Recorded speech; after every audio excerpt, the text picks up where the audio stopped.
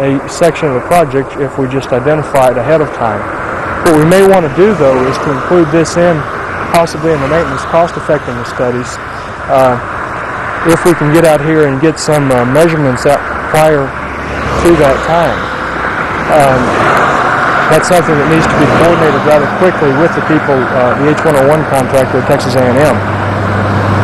We do have many suitable test sections of the same nature. In other words, they're about the same fill and so on down the road.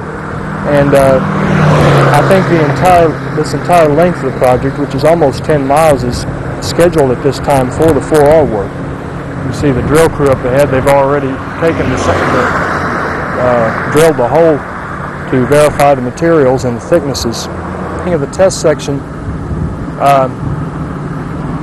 just to show the lay of the land, you can see the sign over here on the left.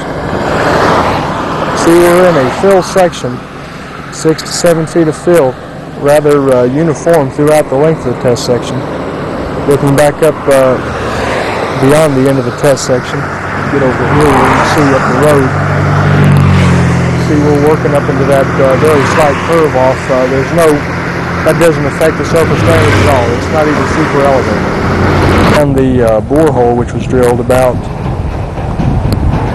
70 feet beyond the end of the test section. So we've got a total of around 10 inches of concrete, which is what was shown on the plans. Did a real good job getting the borehole down here right adjacent to the slab. And then you might be able to see on the video the materials underneath. You can see the graded aggregate base underneath there. You can step back and show some of the materials that came out of the hole. It's used underneath the concrete here.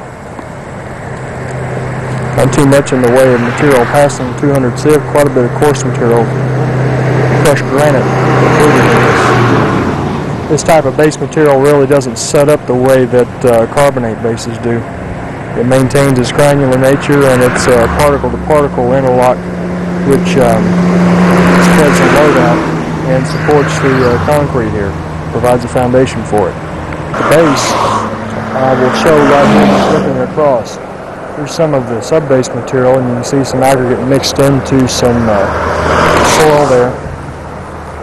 Moving on across, more and more soil. Over here is just about all, with some aggregate from the layers over it mixed in with it. And you get a handful of that to show it up close and personal.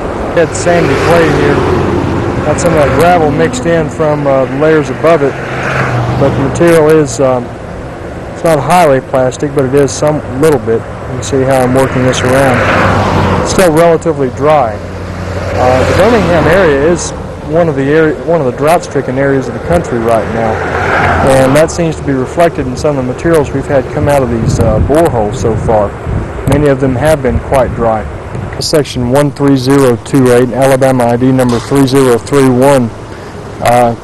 The borehole confirms what was shown on the candidate project selection data sheets. So as far as that goes, this is a good project. The only concern here is the 4R work, which is scheduled on this for the next year or so. It seems like we will be able to avoid that sort of work for the test section if we document it and get that information back to the Alabama Highway Department in enough time. It may even be possible to work this in, or work the 4R work in, with the maintenance cost effectiveness study. That's something that needs to be explored in a little bit more detail after this information is received by the technical assistance contractor for Sharp. This will end the video for test section 13028, Alabama ID number 3031. We're on Interstate Highway 59 in the northbound lanes, approximately 10 miles northeast.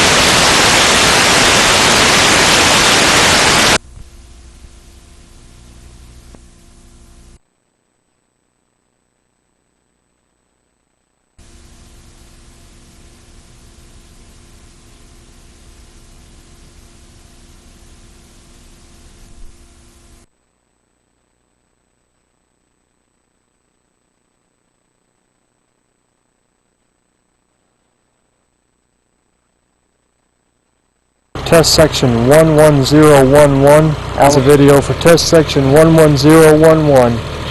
We're on State Highway 20, about 10 miles northwest of Florence, Alabama, up in the far northwest corner of the state, not too far from the Tennessee line.